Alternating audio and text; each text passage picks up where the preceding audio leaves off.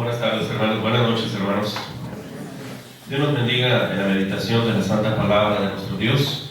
Vamos a pasar a las clases. No sé quién, los niños kinder hasta tercer año, por favor, sigan a la hermana Rubí, por favor.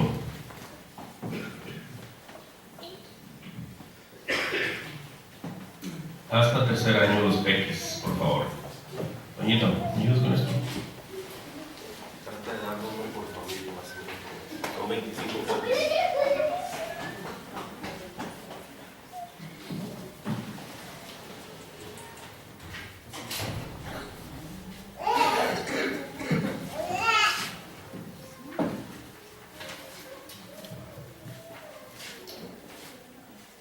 Hermanos, se les está entregando un bosquejo de Mateo 24. Bueno, antes de iniciar, no me quiero olvidar del encargo que tengo para ustedes. Los hermanos de la Iglesia de Cristo en Ejido Piedras Negras les mandan un fuerte saludo, un fuerte abrazo a la distancia, y en donde tuvimos, gracias a nuestro Dios, sirviendo en Piedras Negras, ¿verdad? Y también les pasé su saludo y estaban muy contentos de recibirlo, hermanos. Bueno,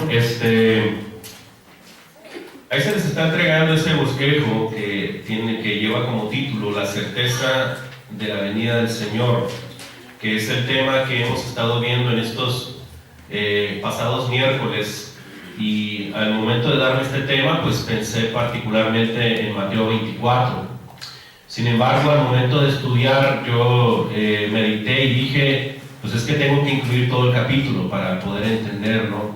Entonces, como ustedes pueden ver, está todo bosquejado ahí de Mateo 24, del versículo 1 al 51. Y básicamente vamos a ver 4 puntos. De esos ya vimos 4, solamente nos quedó un subinciso ahí del punto número 4, pero vamos recordando algunas cosas para refrescar un poquito lo que aprendimos. Si te sobra, Antoñito, repártelas, que no me quede sin. Vemos qué podemos aprender en la lección que narra el maestro en Mateo 24. ¿Qué dice? ¿Qué es lo primero? Chequen su bosquejo, hermanos. Chequen su obra. El 1 romano, ¿qué dice? Vemos un anuncio del versículo 1 al 2 y referente precisamente a la premonición que hace el maestro acerca de la destrucción del templo en Jerusalén. También vimos una segunda cosa, el segundo romano, ¿qué dice?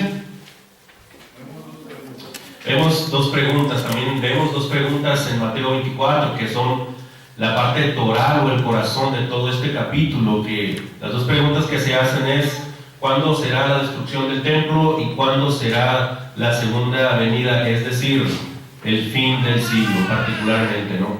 Ahora, punto número 3, por favor.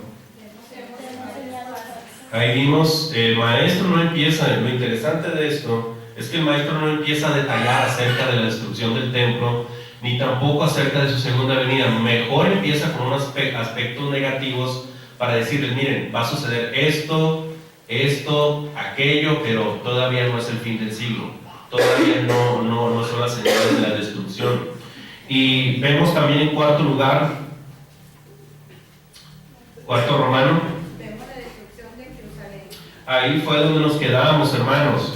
Vemos en el inciso A, miramos una advertencia, ¿verdad? Y esa advertencia iba a ser la famosa abominación desoladora, que básicamente el Señor dio esta señal para hacer una correlación o concatenarlo básicamente con la abominación desoladora que particularmente menciona Daniel, ¿verdad? Daniel 9. Y no solamente eso, hermanos, explicamos también cómo fue la abominación desoladora en los tiempos de los macabeos. Y también aplicamos esa abominación desoladora, o la que creemos que fue la abominación desoladora en los tiempos de los macabeos, que fue cuando un grupo de extremistas judíos llamados los celotes profanaron el lugar el lugar santo ahí en el templo. Entonces, y posteriormente Tito también iba a profanar el lugar santo, levantando los estandartes romanos y particularmente rindiéndole homenaje a la bandera dentro del templo. Entonces, ya mencionamos y platicamos acerca de eso. Ahora, también el inciso B de ese mismo punto número 4, vimos también sobre los falsos cristos. También Cristo menciona algo acerca de falsos profetas, falsos mesías que no solamente antes de la destrucción del templo se iban a levantar, iban a estar en el desierto predicando o en algún aposento, ¿verdad? Aposento secreto donde iban a estar enseñando. Cristo dice: cuando digan a alguien yo soy el Cristo, yo soy el Mesías, no le hagan caso, porque la señal del Hijo del Hombre va a ser la misma señal del Hijo del Hombre, que Él va a venir en las nubes y nadie lo va a saber, y va a ser de repente, así como un relámpago. Pero esto lo vamos a ver con más detalle eso. Ahora, nos quedamos ahí en el inciso C. No, eso sí también ya lo vimos, sobre la señal del Hijo del Hombre. Nos quedamos en el D, sobre la destrucción. Versículos 32 al 35. Alguien que me ayude, un versículo cada quien, por favor. Versículos 32 al 35. Un versículo cada quien. Mateo 24, versículos 32 en adelante, hasta el 35. Debiera aprender la parábola: cuando ya su rama está tierna y brotan las hojas, sabéis que el verano está cerca. Así también vosotros, cuando veáis todas esas cosas, conoced que está cerca la puerta. De cierto os digo que no pasará esta generación hasta que todo esto acontezca. El cielo y la tierra pasarán, pero mis palabras no pasarán. Alguien que me ayude a leer el versículo 29 y 30, por favor. E inmediatamente después de la generación de aquellos días, el sol se oscurecerá y la luna no dará su resplandor, y las estrellas caerán del cielo, y las potencias de los cielos serán conmovidas. Entonces aparecerá la señal del Hijo del Hombre en el cielo, y entonces lamentarán todas las tribus de la tierra y verán al Hijo del Hombre viniendo sobre las nubes del cielo, con poder y gran gloria. El 31 también, por favor. Y enviarán sus ángeles con gran voz de trompeta, y juntarán a sus escogidos de los cuatro vientos, desde un extremo del cielo hasta el otro. Vamos a ver esta parte, la destrucción de Jerusalén, pero quiero abarcar un punto antes para entrar en contexto. Particularmente el tema de la señal del Hijo del Hombre. Dice el versículo 29: e inmediatamente después de la tribulación, en aquellos días. Recuerden que cuando platicamos acerca de la destrucción en Jerusalén, el pueblo judío que estaba resguardado o que estaba siendo asediado dentro de las murallas de Jerusalén, pues estaba siendo asediado particularmente por el Imperio Romano. El Imperio Romano había puesto demasiados impuestos, demasiados tributos, doble impuestos, impuestos excesivos, ¿verdad? Entonces muchos judíos se levantaron en contra del Imperio Romano.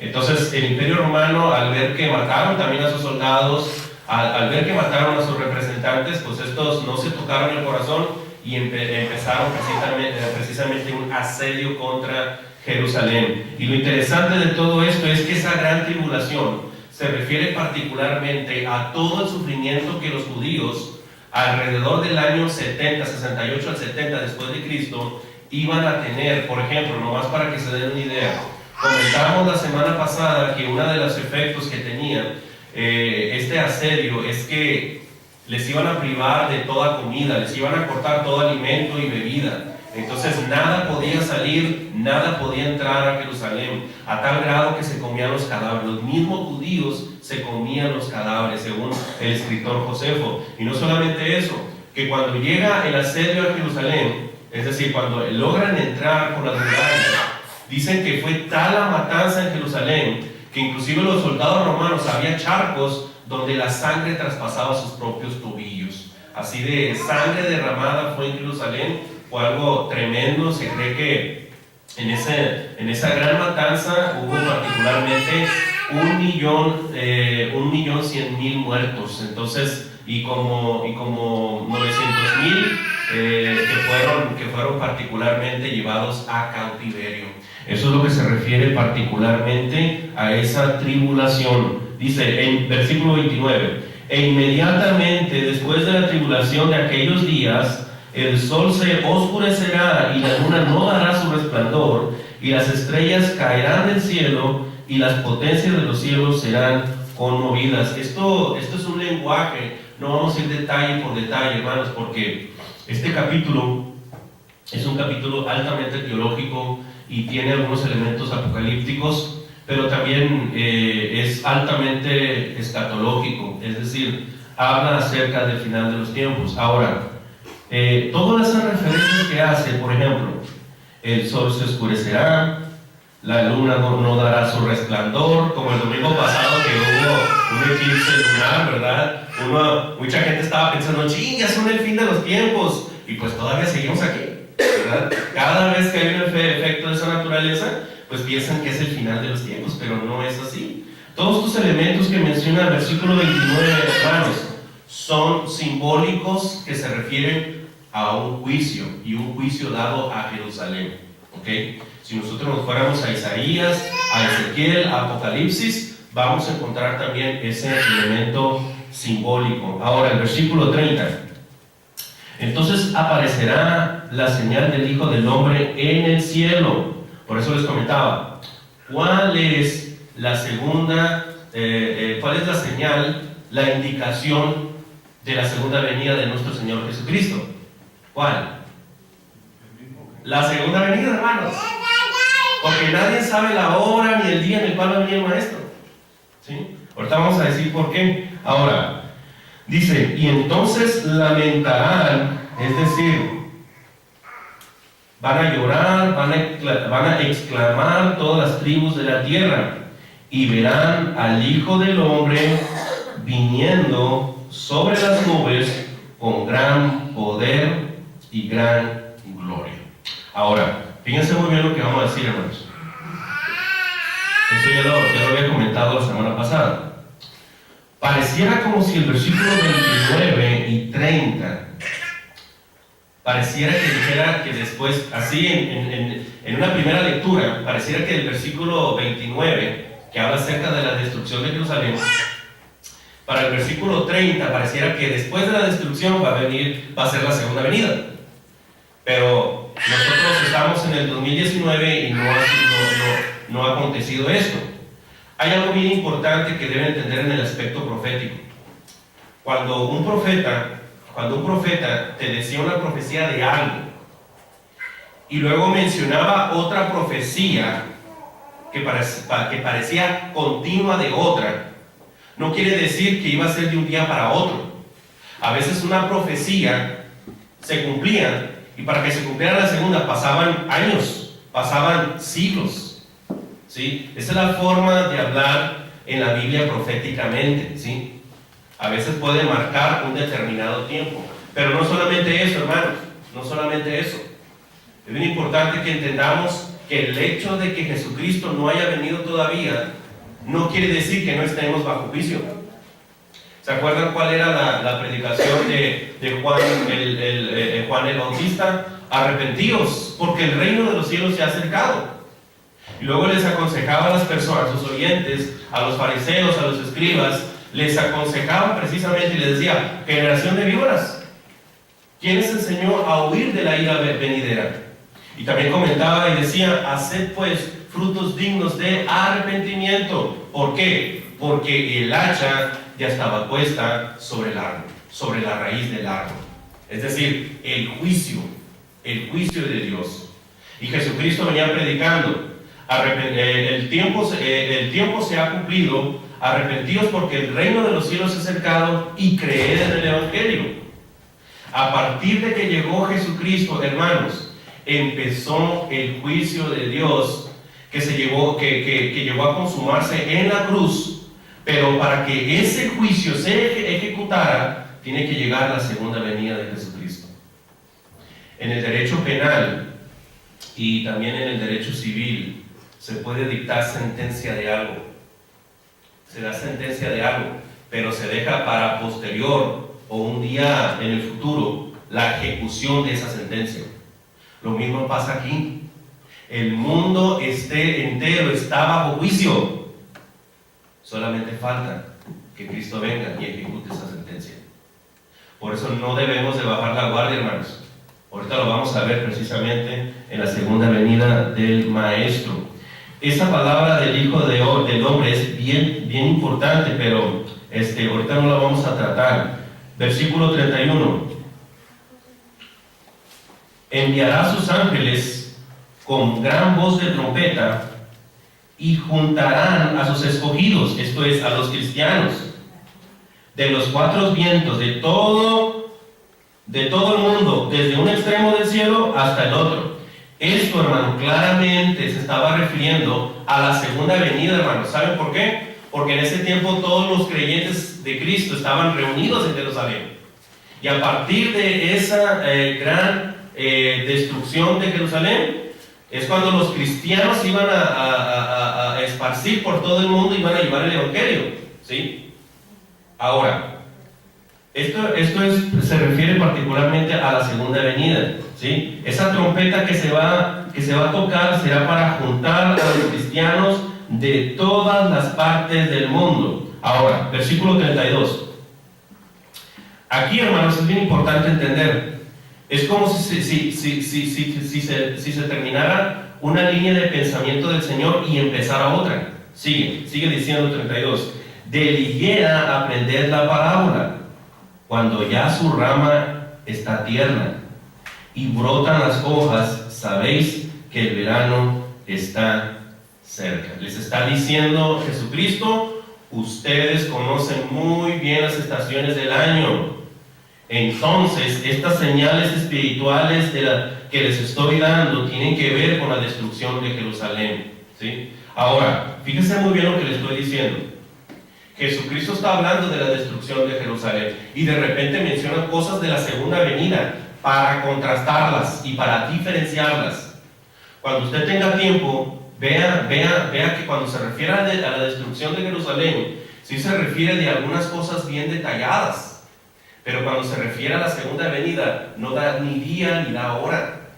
Tenemos que hacer un estudio concienzudo de Mateo 24 para ver esas diferencias que hay. Así es la manera en la cual nosotros podemos hacer ciertas deducciones acerca de este versículo. Entonces, dice, de la higuera aprended la parábola. Ustedes ya conocen las estaciones. Ustedes saben sembrar. Ustedes saben cosechar. Entonces, cuando ustedes vean el fruto maduro, tierno, hagan precisamente lo que yo ya les ordené. Cuando vean que precisamente las águilas o los buitres se están acercando al cuerpo muerto, huyan ustedes. Cuando vean al ejército llegando a Jerusalén, ustedes no regresen por su capa, váyanse corriendo, ¿sí? No regresen por sus pertenencias, váyanse. Es lo que les está diciendo el Maestro. Cuando vean estas claras evidencias de que Jerusalén va a ser destruido, ustedes huyan. El escritor Josefo dice particularmente que ningún cristiano o que se llamase cristiano fue muerto en esa destrucción.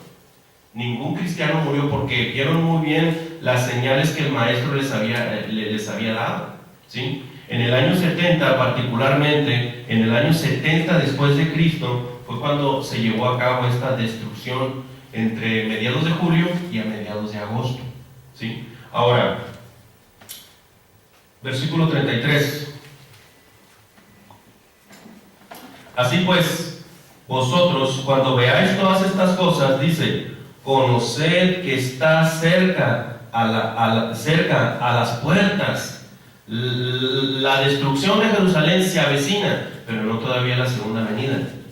Versículo 34. Este versículo es clave, hermanos, para entender acerca de la destrucción de Jerusalén, ¿sí? Versículo 34. De cierto os digo que no pasará esta generación. No va a pasar este tiempo. No va a pasar este grupo de personas. Acuérdense que se está refiriendo a sus discípulos, ¿sí? De cierto os digo que no pasará esta generación, este grupo de personas, este tiempo o este periodo, hasta que todo esto acontezca. Los apóstoles iban a estar viviendo cuando la destrucción se iba a efectuar, precisamente la destrucción de Jerusalén, la destrucción del templo.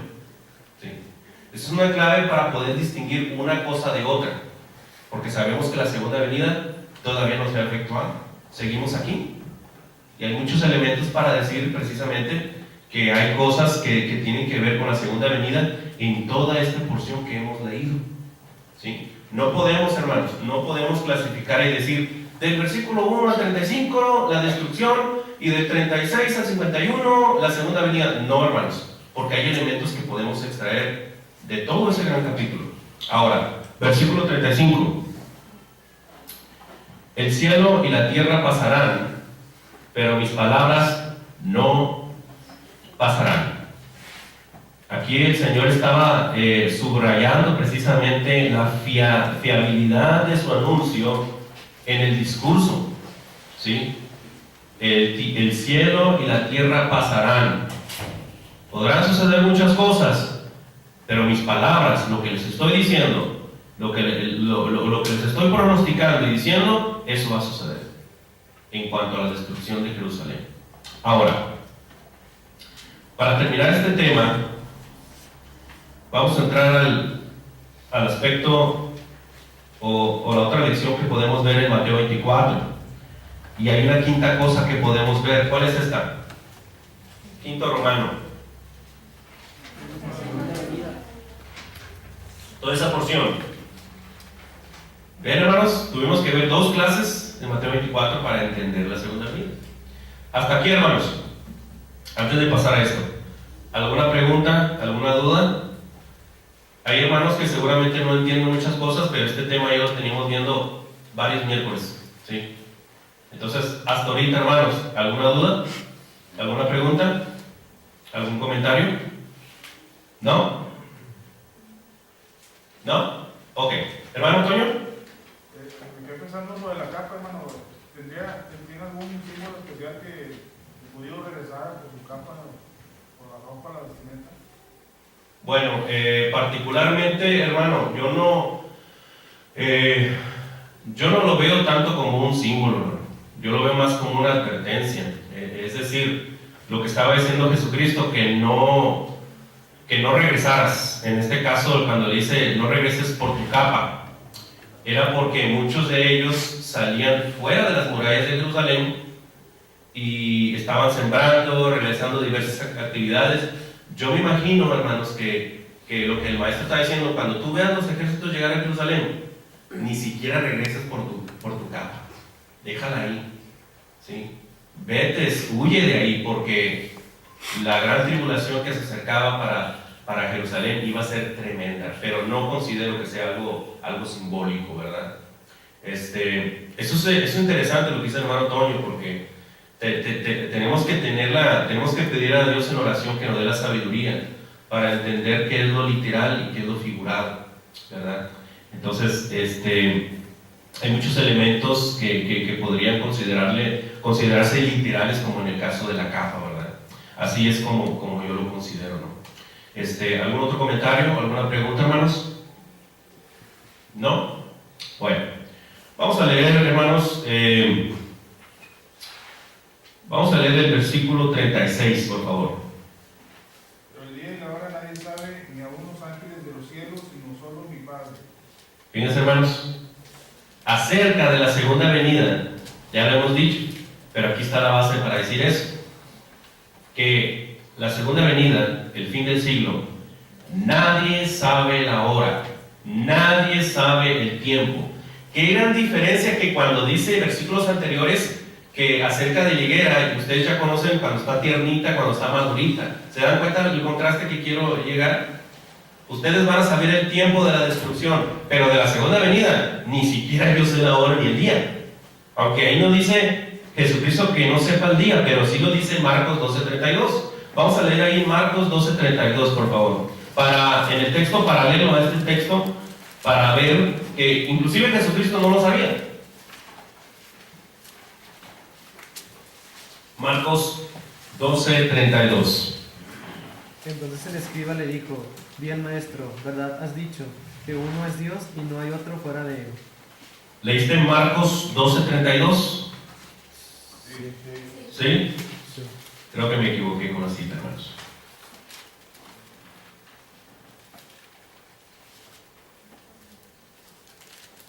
A ver, lee Marcos 13. Marcos 13:32. Pero aquel día y la hora nadie sabe, ni aun los ángeles que está en el cielo, Ese es. ni el Hijo, sino el Padre. Esa es la cita, por un capítulo. No lo sabían los ángeles, no lo sabía el Señor, solamente el Padre. ¿Sí? Ahora, ¿por qué Cristo no lo sabía si también es Dios?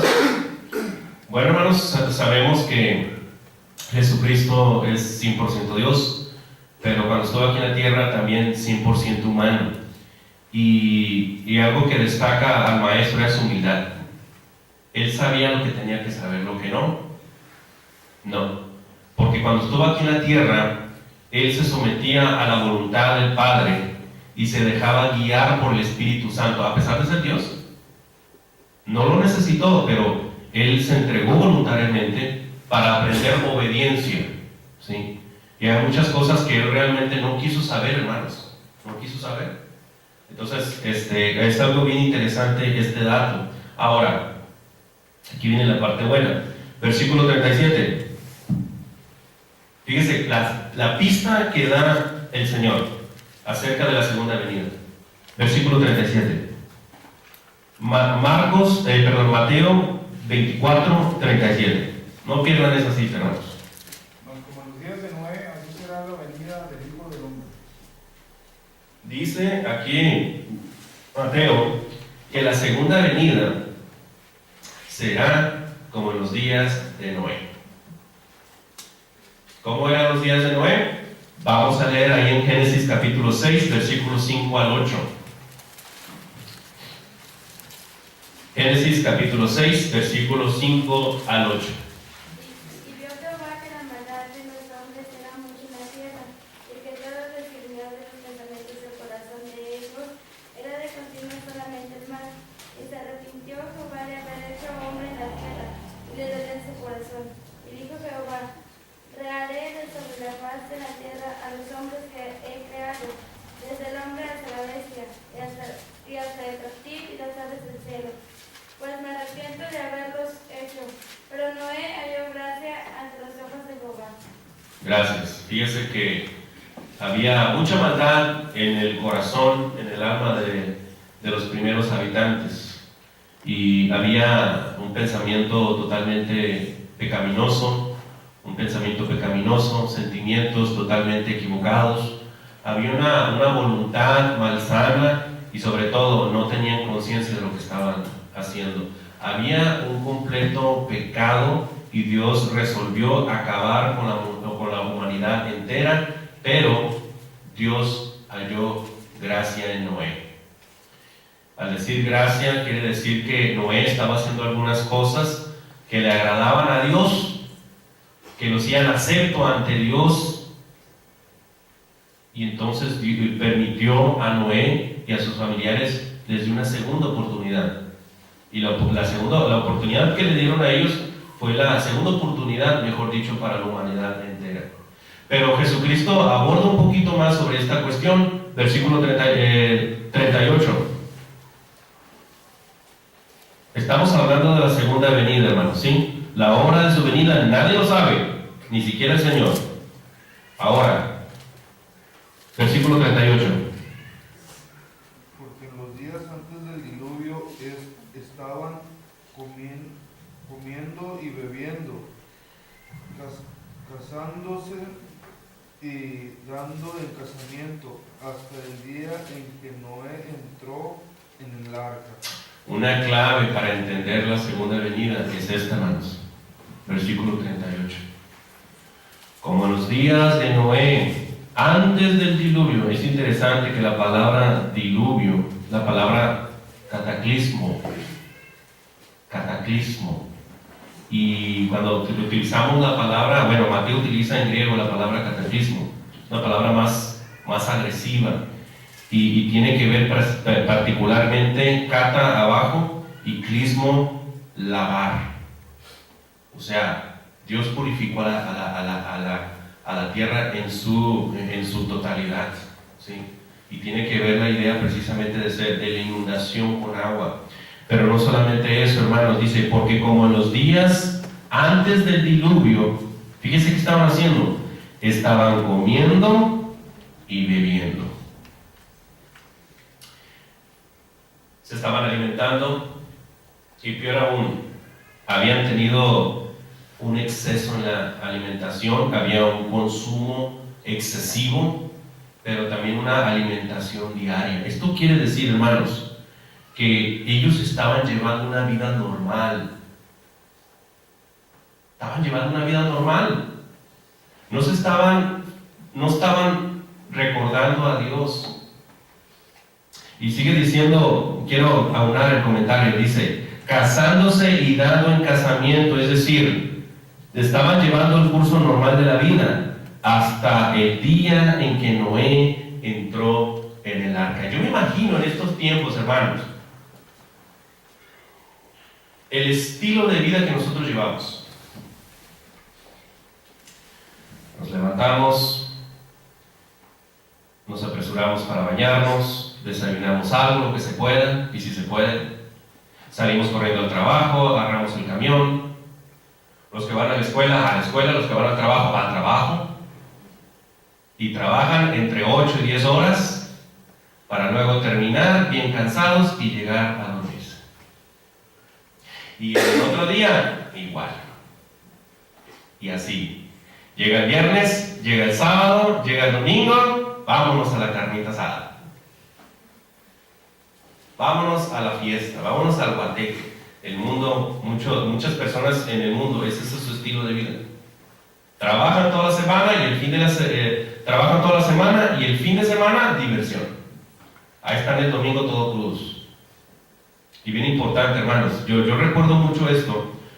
Hace tiempo, cuando vivía aquí en San Bernabé, recuerdo que llevé a una mensual a los muchachos.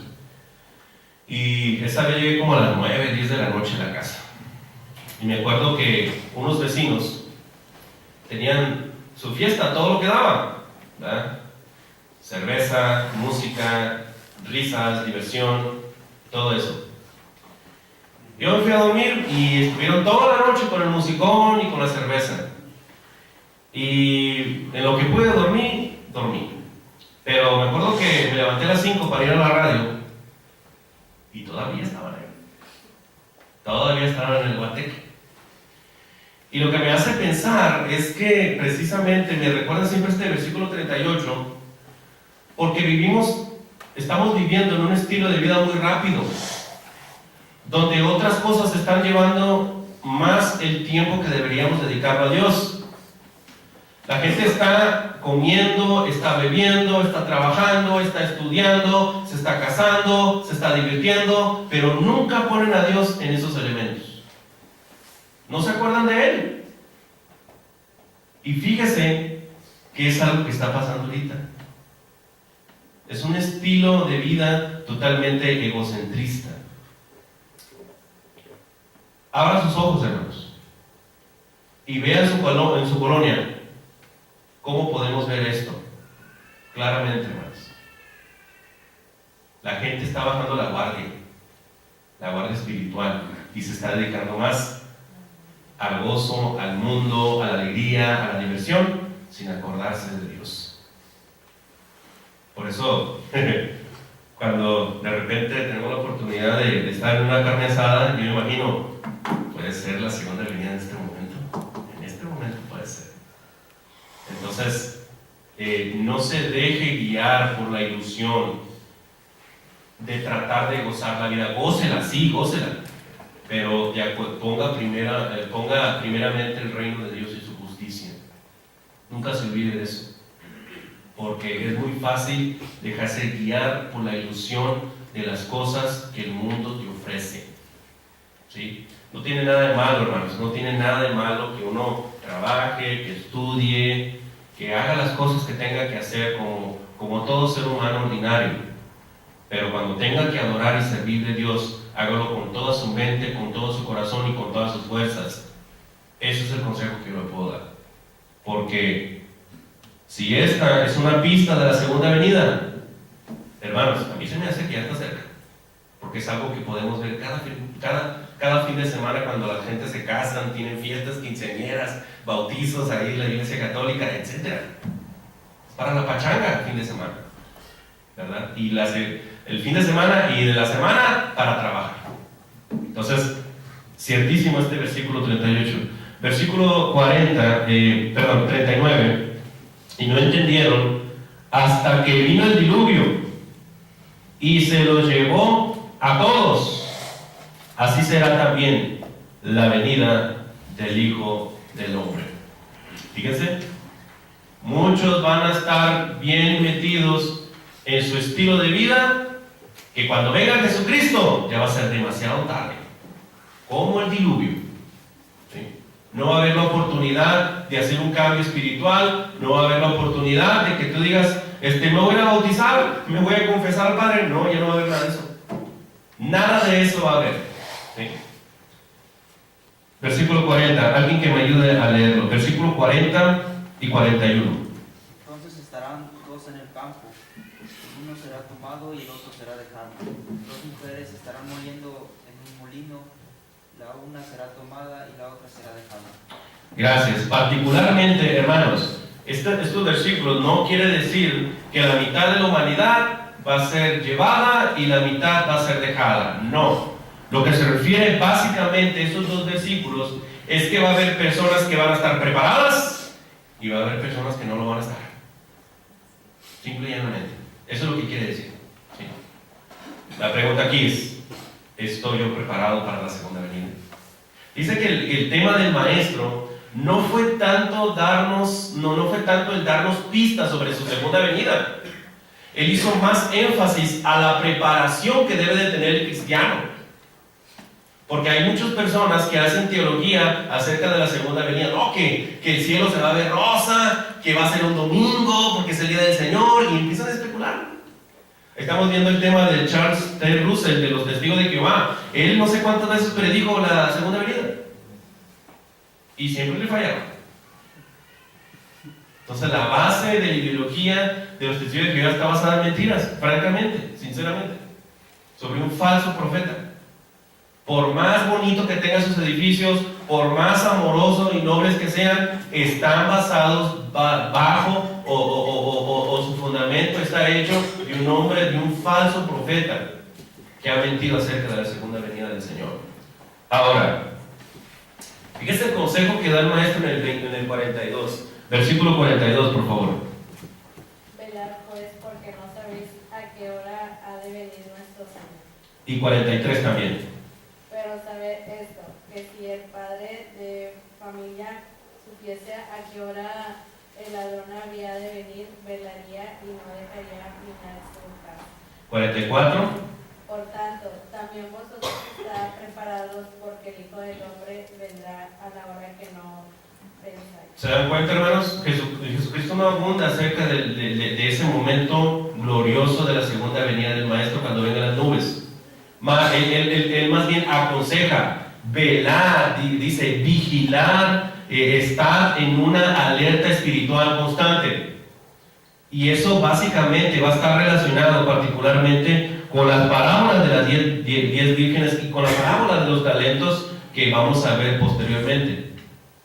Y se dan cuenta cómo el maestro aconseja velar y sobre todo estar preparados, ¿sí? La palabra estar preparados particularmente trae la idea precisamente que tengamos todos los elementos pertinentes para también como así Noé halló gracia, nosotros también hallemos gracia en Cristo Jesús. ¿Y de qué manera podemos hallarlo? Primero, estando bautizados.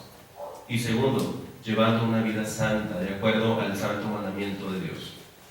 Ahora, aquí se nos está narrando una pequeña historia, o una parábola pequeña que hace el maestro, que tiene que ver particularmente de que cuando llega un ladrón, el señor del hogar o de la casa pues no sabe realmente cuándo éste va a llegar o cuándo va a minar su casa. Esa palabra minar se refiere particularmente al hecho de cavar a través de una pared, hacer un hoyo, ¿sí? O sea, el señor de la casa, el dueño de la casa, no sabe cuándo el ladrón viene.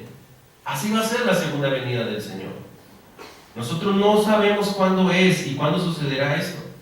Pero utiliza otra parábola del Señor, allí en el versículo 43. Versículo 45 al 51. ¿Quién es, pues, el siervo fiel y prudente, al cual puso su Señor sobre su casa para que les dé el alimento a tiempo? Bienaventurado aquel siervo al cual, cuando su Señor venga, le haya haciendo así. De cierto os digo que sobre todos sus bienes le pondrá.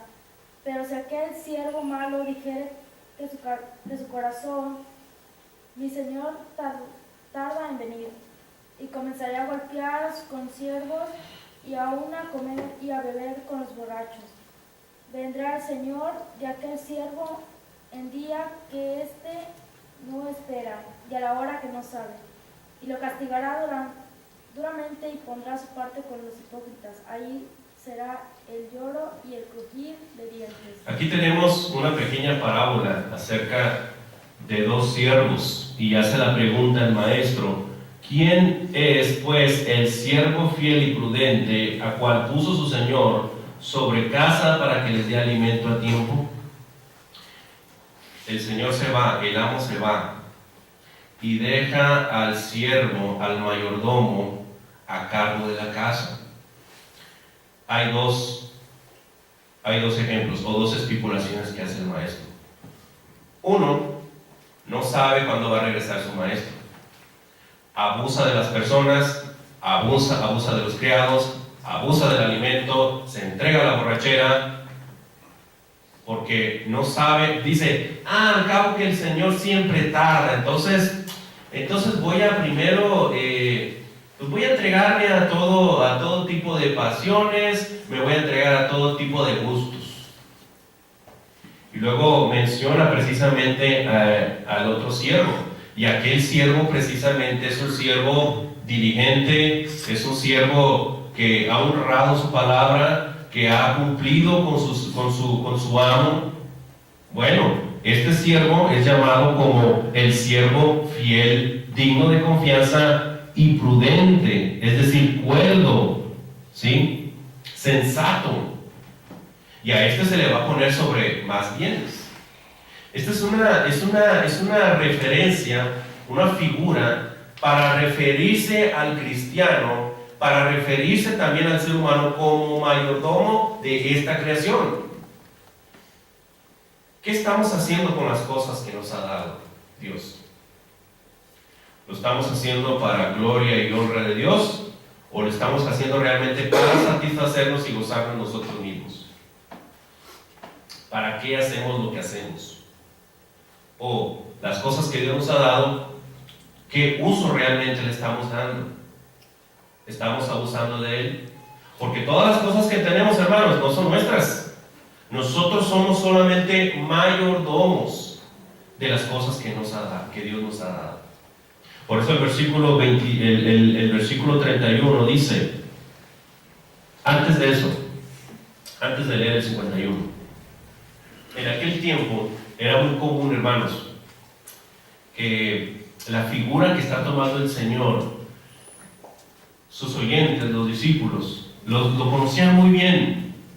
Sabían que el Señor, el amo de una propiedad, siempre cuando se iba de viaje, tardaba mucho, pero él no avisaba cuando tenía que regresar para ver si realmente el siervo estaba cumpliendo con su tarea, ¿sí? Y no solamente era aplicado en el caso de los amos, también de los novios y de los esposos, ¿sí? Era una forma que se utilizaba en aquel tiempo para ver si realmente el siervo estaba cumpliendo con sus tareas.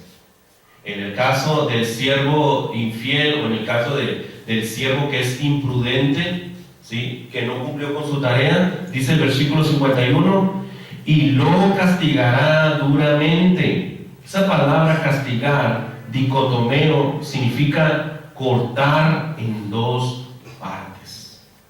Y solamente se partía en dos partes, o era azotado severamente los criminales, ¿verdad? Se refiere particularmente a una condición de servidumbre, o básicamente a una acción criminal, la cual era azotamiento y severo, inclusive un aserramiento de la mitad de un cuerpo. Así era como se castigaba a los siervos que eran infieles. Y sigue diciendo el texto: y lo castigará duramente y pondrá su parte con los hipócritas, allí será el lloro y el crujir de dientes. Esta expresión, el lloro y crujir de dientes, es una expresión conjunta que resalta una terrible pérdida inimaginable cuando se da cuenta una persona de todo lo que ha perdido. Cuando venga Jesucristo, es más, no voy a ser dogmático con esto, ya con esto termino. Creo, hermanos, en el caso de rico y Lázaro, como el rico, estando en el lugar del tormento, se dio cuenta de que en el mundo estuvo mal. Considero, por eso digo, no voy a ser dogmático, yo siento que cuando morimos, cuando se nos quitan esta capa corporal o carnal que tenemos, y el alma sale, el espíritu sale, nuestra conciencia adquiere cierta conciencia o noción de la realidad del alma y de la eternidad. Así como pasó con el rico, que se dio cuenta que se había equivocado. En el día final, en el tribunal de Cristo, muchos se van a dar cuenta que estuvieron mal y que vivieron una vida equivocada, pero ese momento ya va a ser demasiado tarde. El crujir de dientes se refiere particularmente a una desesperación, a una tristeza profunda de algo que se perdió. Y lo que perdieron precisamente todos aquellos cristianos infieles y todos aquellos seres humanos que no quisieron nada con Dios es la vida eterna con Dios. Van a perder eso y va a haber una tremenda condenación. Hermanos, esto solamente es una parte de lo que Mateo 24 nos quiere enseñar. Acuérdense que sobre la certeza de la segunda venida hay muy poco, porque el único elemento o señal que teníamos de la segunda venida es la segunda venida. ¿Qué debo hacer yo como cristiano? ¿Qué debo hacer yo? ¿En qué enfatiza más el Señor? Prepararnos para la segunda venida. Y esa va a ser el siguiente tema, con el tema precisamente de las parábolas de las 10 vírgenes. ¿Alguna pregunta? ¿Algún cuestionamiento? ¿Alguna queja? ¿No? Ok, bueno, que Dios les bendiga a todos.